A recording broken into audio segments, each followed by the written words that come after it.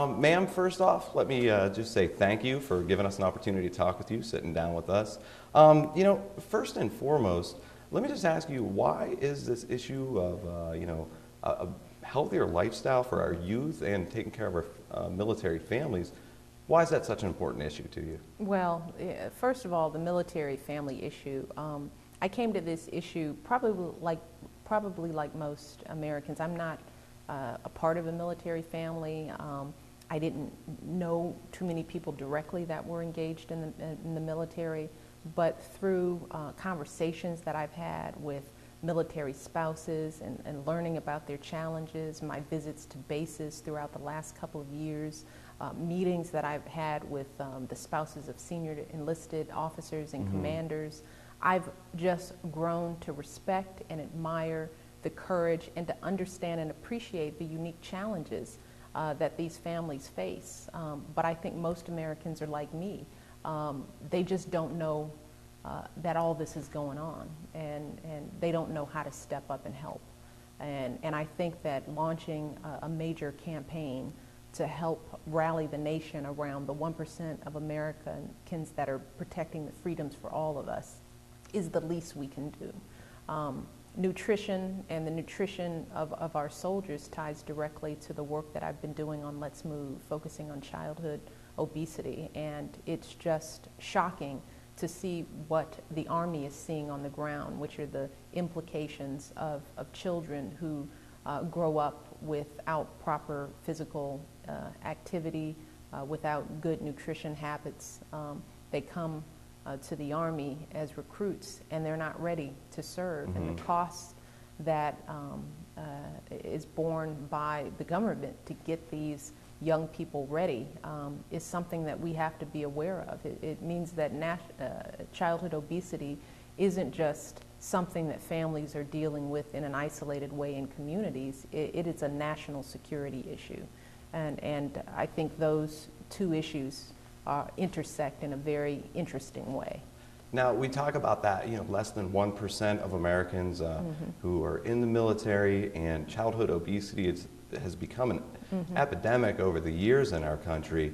For the military, we view it sort of as today's youth are our potential warriors tomorrow. Absolutely. Do you think the rest of America really has a grasp of that national security issue? I don't think so. I think after today's visit at Fort Jackson, I think they're going to have a better snapshot.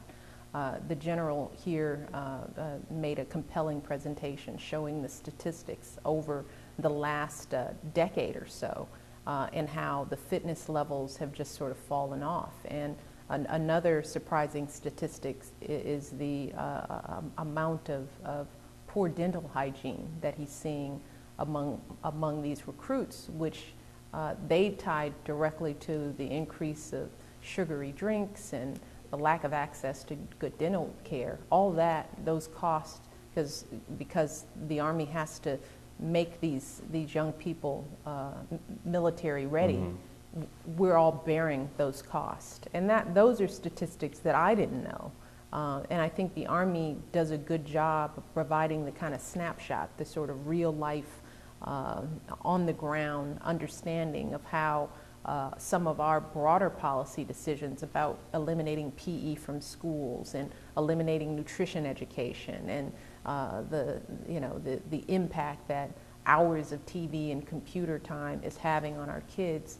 The Army is seeing the price that we're paying every day that they see a new recruit and try to train them and get them ready for battle.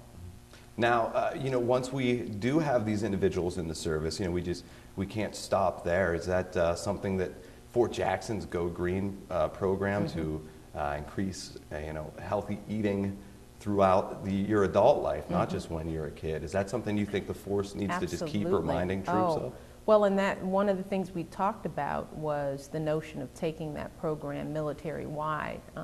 And I think that's one of the beautiful things about the military. You all have the ability to test out new ideas at a micro level, and then bring those things to scale. So my hope is that we'll see programs like these implemented throughout the military, not just the Army, but in every branch.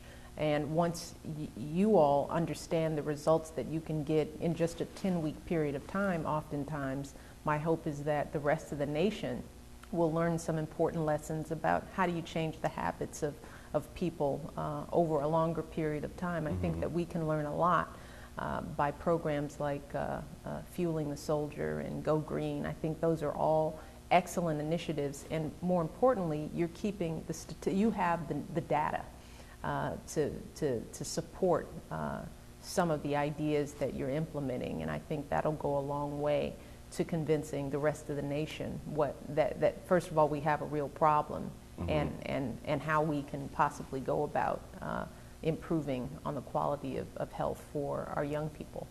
Ma'am, let me ask you real quick that we talk about our military folks, we talk about today's youth, and marrying those two up, really we're talking about our entire military family and our country. Now, a lot of people will say it costs a little bit more to eat healthy. In today's economy, people are struggling.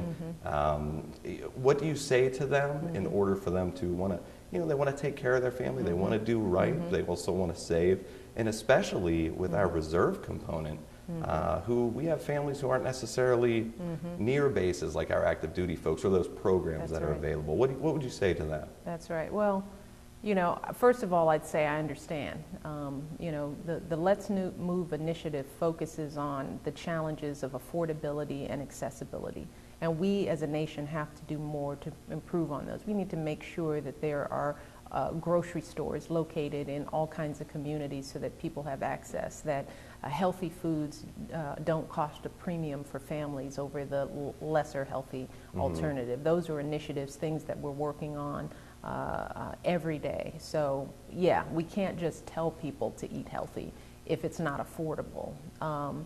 But I'd also encourage families to think about the long-term investment and implications. And there are ways to think about these challenges without thinking about them so big. I mean, we're talking about adding a vegetable, making sure there's a vegetable on the plate every night, making sure that we're looking at portion sizes, making sure we're adding a piece of fruit here or there, that we're taking out sugary drinks and putting in water, that kids are drinking a little more milk.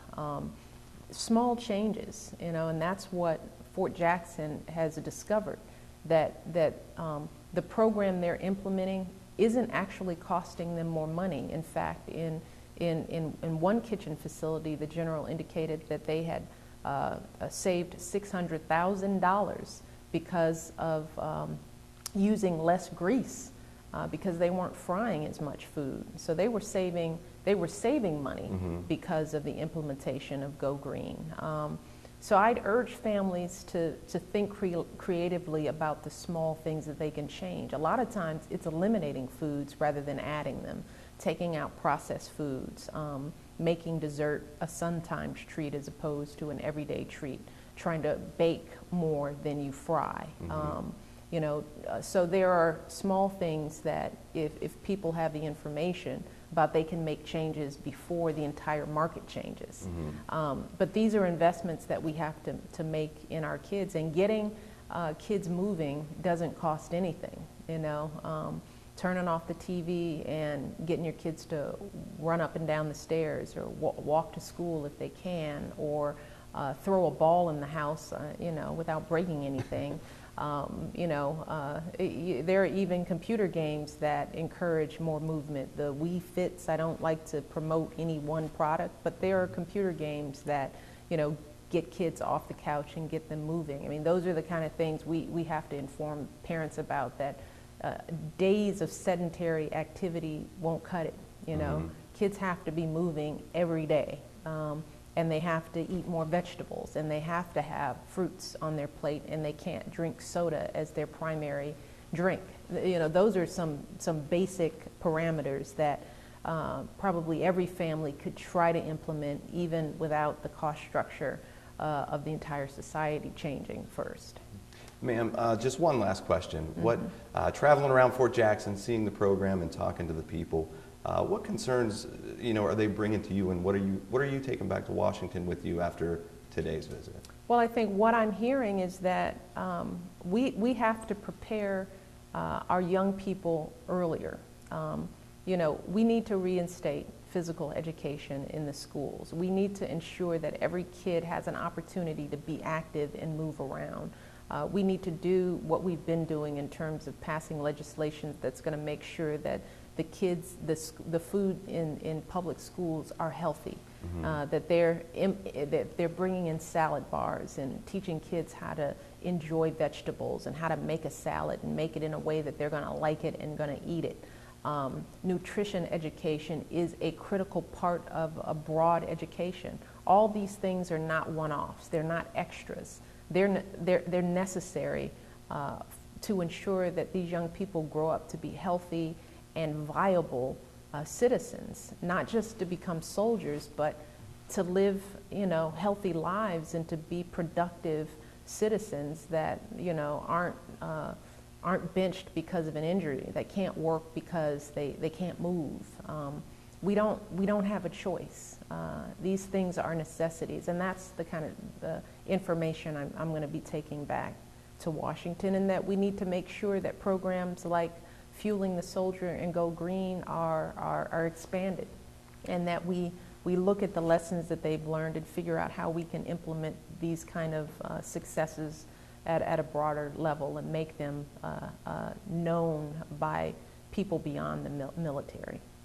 Ma'am, thank you so much for raising concern about both of these issues. And thank you again for sitting down with us. Give us a few minutes. It's always a pleasure. Thank you. Thank you, ma'am.